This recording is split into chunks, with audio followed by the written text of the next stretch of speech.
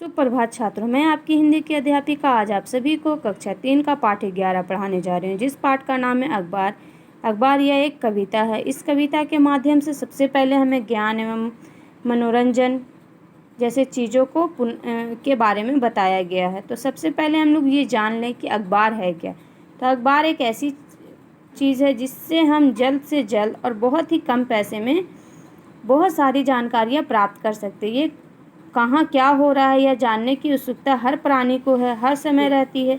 चाहे समाचार जानने के कितने भी साधन आ गए हैं, पर जो मज़ा सुबह की चाय की चुस्की के साथ अखबार पढ़ने में आता हुआ और भी किसी में नहीं आता। तो आइए जानें इस पाठ के माध्यम से कि अखबार के द्वारा हमें क्या बताया, अखबार कविता द्वारा हमें क्या बताया जा रहा है।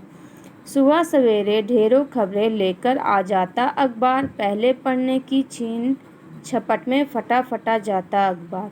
बोल रहे हैं कि घर के सुबह सवेरे आपके जगने से पहले ही अखबार आपके दरवाजे तक आ जाता है, और पहले कौन पढ़ेगा इसका झपटा झपटी में अखबार भी फटता है।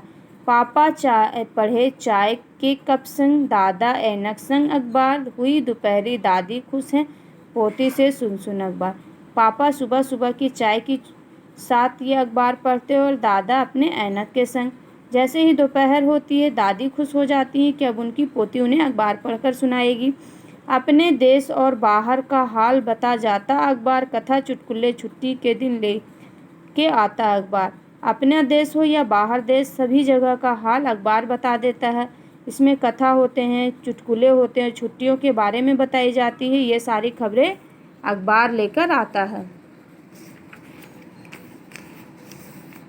रात रात भर जगे लोग कुछ जन तभी पाता अखबार, भोर हुई तो द्वार द्वार पर जाकर गिर जाता अखबार। इस पंक्ति में ये बताया जा रहा है कि रात भर कुछ लोग जगते हैं, तब जाकर एक अखबार तैयार होता है और सुबह सवेरे सवेरे सबके दरवाजे पर जाकर ये अखबार रख दी जाती है।